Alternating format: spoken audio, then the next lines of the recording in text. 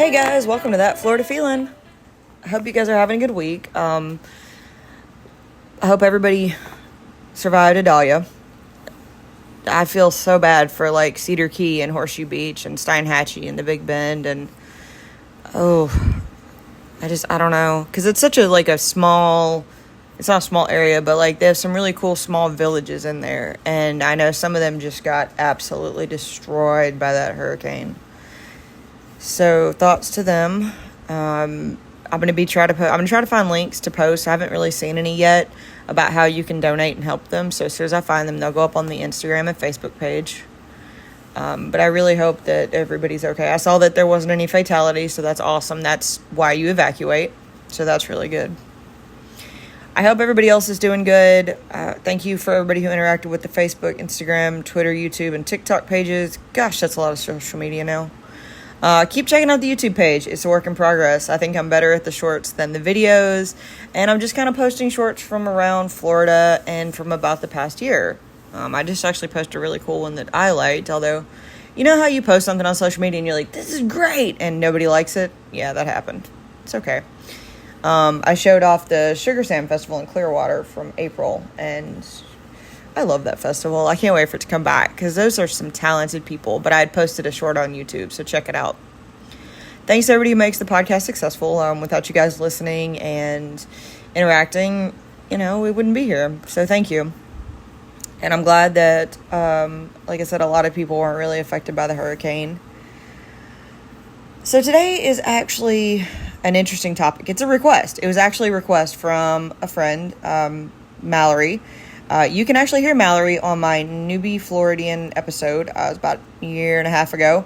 You can hear her talk about moving from Louisiana to Florida and all the changes and stuff she went through. So check that out. Give her some love. But she requested this, and I've seen this, and I've even seen the TikTok. There's a TikTok going around about a small town in Florida with a really interesting, wild past. I don't even know if I'd call it wild. We'll just say it's interesting. And somebody else had actually asked me about this before Mallory did. But Mallory's the one that requested this as an episode. So we're going to talk about Vernon, Florida. Now, if you've not heard of Vernon, Florida, I'm not surprised. If you have heard of Vernon, Florida, then either one, you've driven through it in the Panhandle, or two, you watch a lot of TikTok. It's one of the two. And as soon as I tell you what Vernon, Florida is known, you'll probably be like, I did see that TikTok. But let me tell you about Vernon first. Vernon, Florida is located in the northwest part of Florida. It's actually a city in Washington City, just north of Panama City, kind of a little bit east of Destin. It's not near the beach. It's not near I-10. It just kind of sits there. And it really is a small town. It only has about 700 people. So, it is a small town, blink and you'll miss it kind of thing. They don't even have a Publix.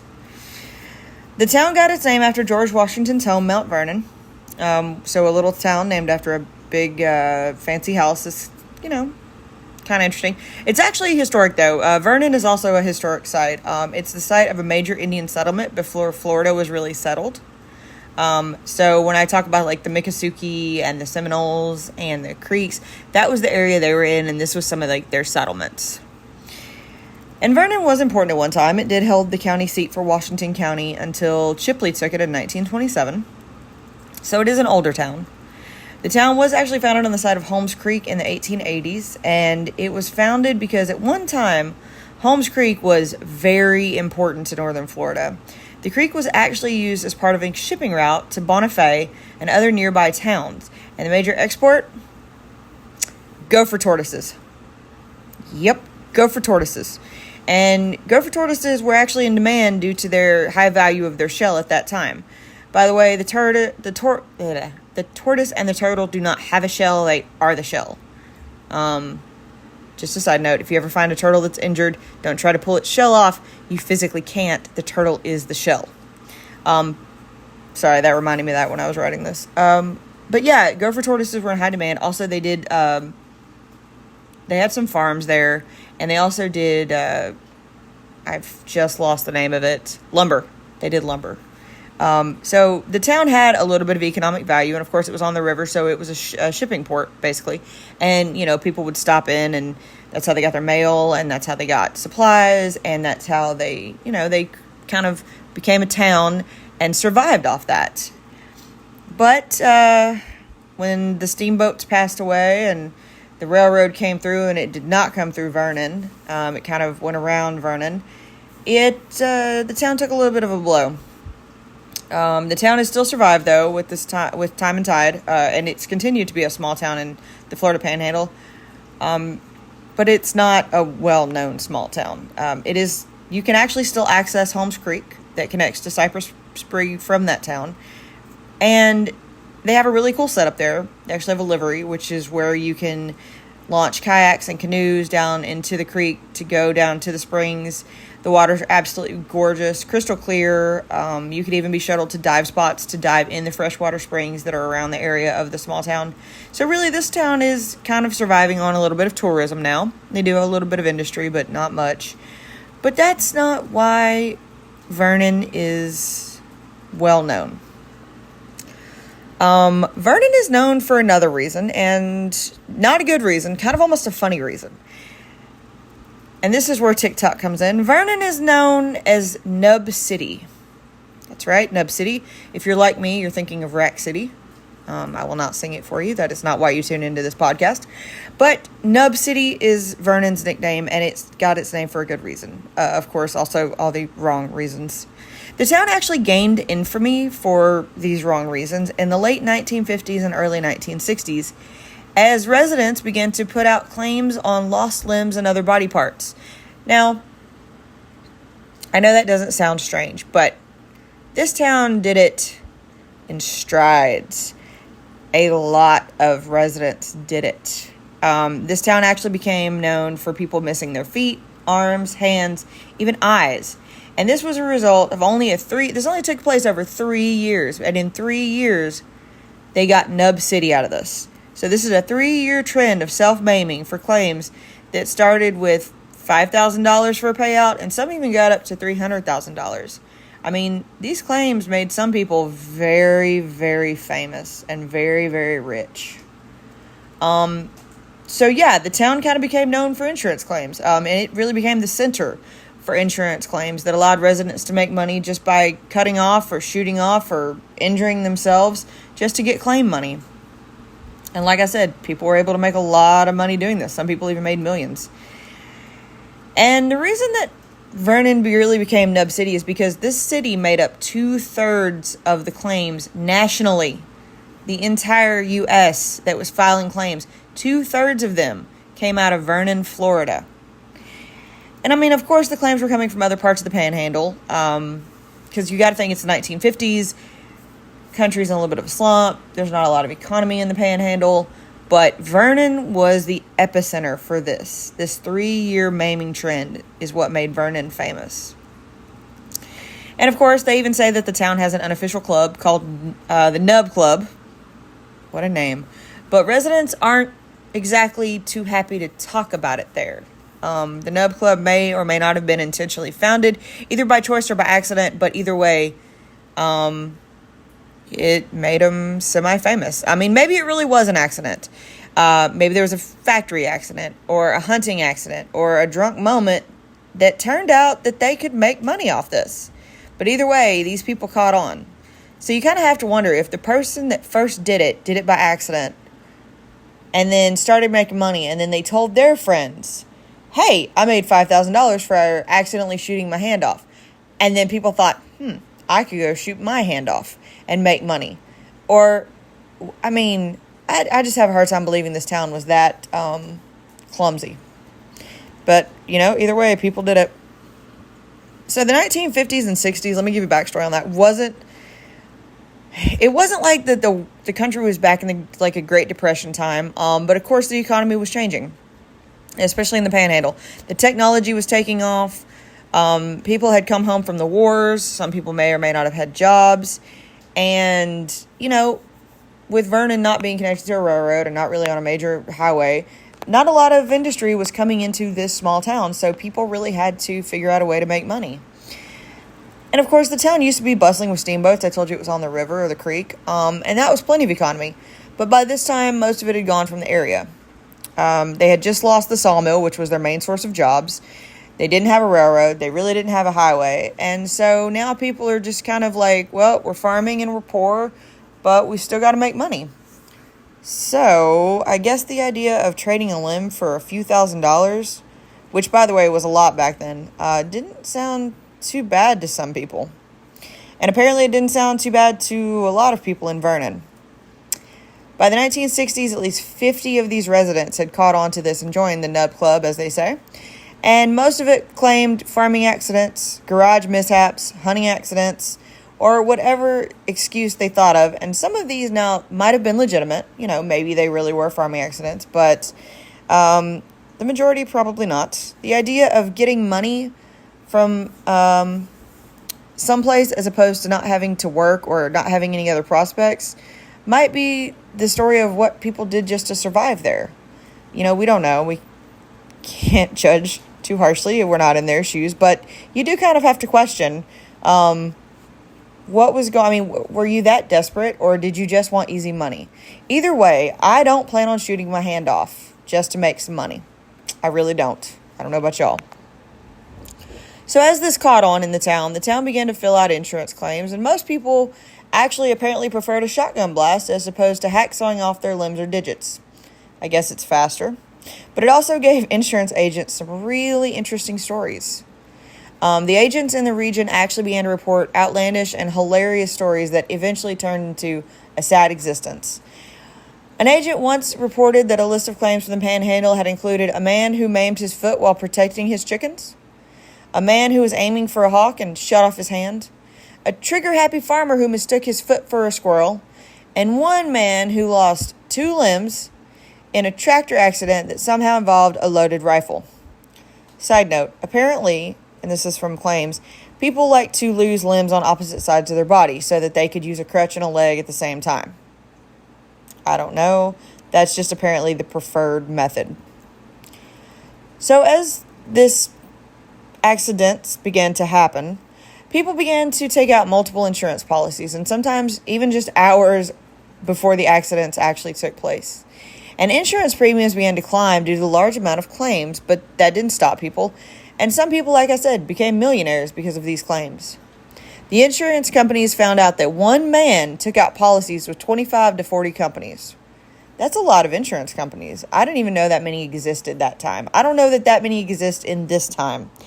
But anyways, this guy took out 25 to 40 policies with 25 to 40 different companies. So one company, one policy.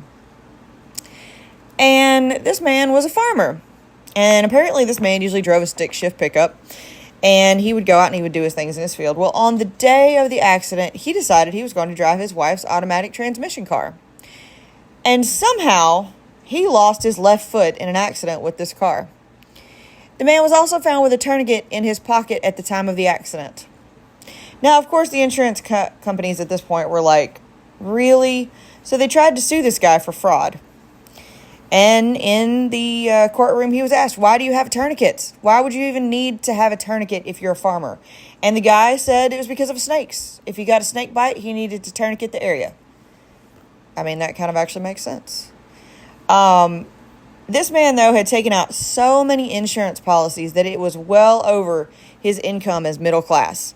And he had so many policies that he managed to walk or hop away with over $1 million. And of course, when they did sue him for fraud, no jury would believe that a man purposely shot off his own foot. Sounds like maybe he did. Because if he was actually driving his stick shift truck, he would have needed both feet. He would have needed the right or the left for the clutch and the right for the pedals. But on this day, he decided to do his, automatic transmission, so he only needed one foot. So, of course, he shot off his left foot or lost his left foot in an accident and managed to get $1 million. Now, of course, insurance companies eventually got wise to the act and finally sent an investigator to snoop around. And, of course, this investigator kind of confirmed what people already knew. He reported back that while he was sitting on the street one evening, it was common to see anywhere from 8 to 12 people roaming the streets who were crippled. And by doing so, they gave the town a ghoulish, almost eerie atmosphere to see them limping along. I don't know, that sounds creepy. Insurance companies did finally, though, put an end to paying out their claims before everyone in Vernon could take off all their limbs. But that did not stop the town from getting its nickname, Nub City. Premiums in the region were so high, it took years for them to come down, and some insurance companies didn't even do business in the Panhandle for years. And I don't mean like a couple, I mean like 10 or more. Now, the town is a small town, so you'd expect them to be friendly. Apparently, they're not. This town is also the subject of a documentary that was originally supposed to be called Nub City. Filmmaker Errol Morris had heard about Vernon, Florida, and wanted to see what it was all about. He'd heard of Nub City and all the insurance claims, and so he wanted to go and he wanted to make a film on Vernon called Nub City. So he wanted to talk to these people about the insurance claims and people taking their policies out and then basically blowing their limbs off for money. Well, he moved to Vernon to see what the town was all about, and when he started to go about making this documentary, he found out that a lot of people didn't want to talk about this. They didn't want to talk about how they had become infamous and their infamous nickname of Nub City. He actually found that they were hostile towards him, and he was even met with death threats. You know, the town didn't want to be happy, or was not happy to be subject of his documentary. He actually was beat up by an amputee's son after knocking on the wrong door. One of his crew was hit by a truck by an unhappy resident, and he even got beat up a couple more times. He did get some death threats, but he did get some good information. He did make his documentary, but he did not make his documentary on Nub City. He actually made a documentary about a small town in Florida, and just really about their cultural differences and how they were living in the Panhandle instead of making it about their infamous past. And the people who did talk said, you know, they would shoot off their left foot so they could drive their new car with their right foot. So he did get some information out of these people, but, you know, he saw the amputees around town, or the ones with the missing eyes, and, you know, he did get some good information, but he decided to make it about the small town he was living in as opposed to their infamous past.